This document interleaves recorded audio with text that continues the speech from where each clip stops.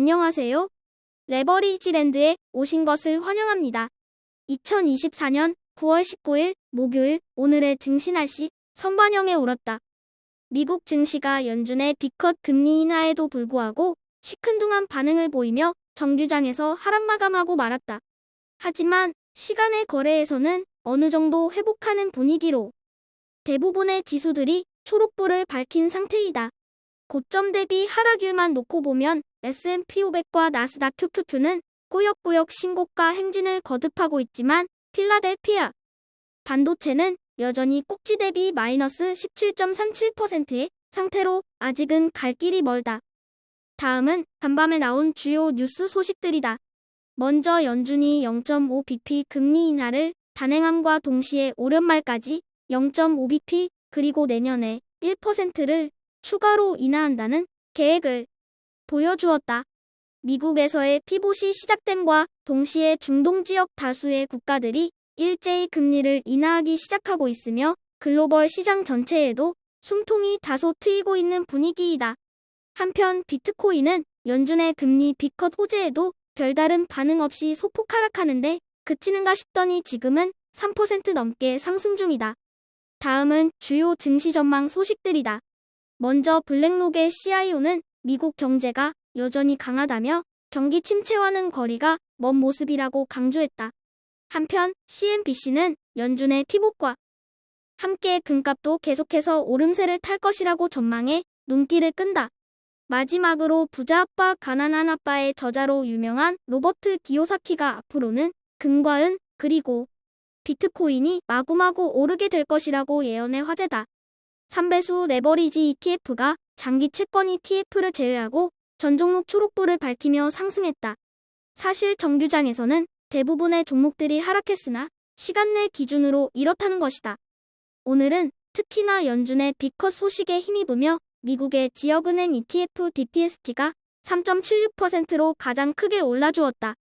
하지만 연준 의장 파월의 다소 미적지근한 추가 금리 인하 계획의 10년물 국채금리가 재상승하기 시작했고 그 여파에 미국의 20년물 장기채권도 요 며칠 먹었던 것을 토해내며 무려 3.85% 하락하고 말았다. 2배수 레버리지 ETF에서는 상승 종목보다 하락 종목들이 더 많이 보이는 가운데 비트코인을 2배수로 추종하는 BITU의 맹활약이 한눈에 들어온다. BITU는 오늘 하루만 무려 7.33% 올라주며 모처럼 코인 투자자들을 기쁘게 하고 있다. 하지만 그와는 반대로 전기차를 비롯한 대다수 종목들이 연준의 B컷 소식에도 시큰둥한 반응을 보이며 지지부진한 흐름을 보여줘 대조를 이룬다. 3배수를 역으로 추종하는 곡버스 ETF가 9월 들어 봄이 찾아오는가 싶더니 꾸역꾸역 회복하는 시장의 모습에 혀를 내두르며 고개를 절레절레 흔든다. FOMC라는 빅이벤트까지 소화한 마당에 이제 믿을 구석은 고용 둔화와 일본은행의 금리 상승이다.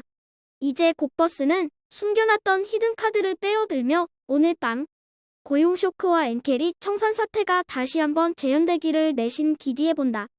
다음은 상위 기술주 개별 종목들 소식이다.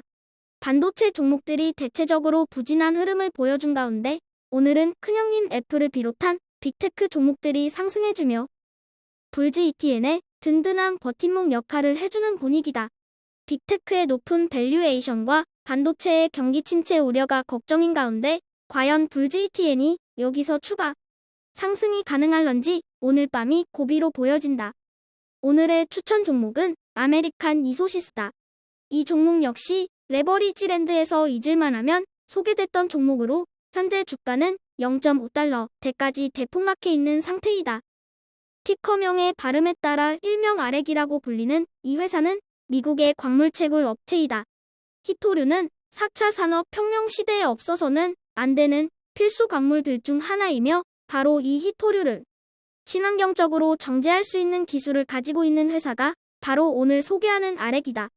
일전에 소개한 MP 머티리얼즈와 더불어 이제는 미국의 히토류 생산과 관련된 기업들에게도 관심을 가져야 할 시기라는 생각에서 친환경 히토류 채굴 기업인 아렉을 오늘의 템버거 후보 종목으로 과감하게 추천해본다. 레버리지랜드의 구독자 수가 정체되어 있음과 동시에 조회수도 동전주들의 주식처럼 밑바닥을 기어가고 있는 중이다.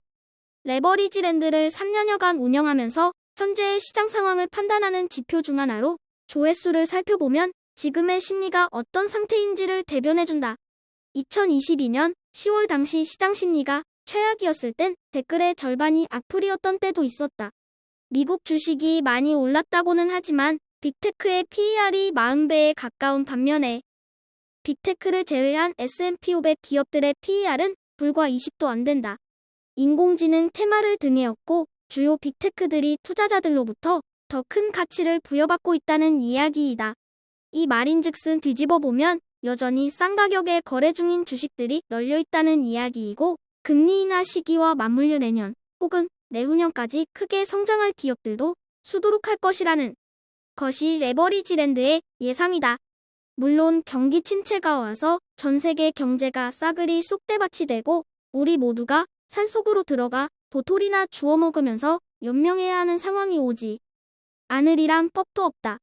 그래도 내가 믿는 한 가지는 자본주의 시장은 기술 혁신과 함께 불안과 불신을 등에 업고 지속적으로 우상향하게 되어 있으며 그 과정에서의 크고 작은 소음들은 지나고 나면 기억조차 희미해지는 대수롭지 않은 이벤트들이었다는 역사적 사실이다. 심각하게 생각할 것도 복잡하게 생각할 것도 하나 없다. 그냥 여러분이 할 일이라곤 레버리지랜드와 함께 투자를 놀이처럼 가지고 노는 것뿐이다.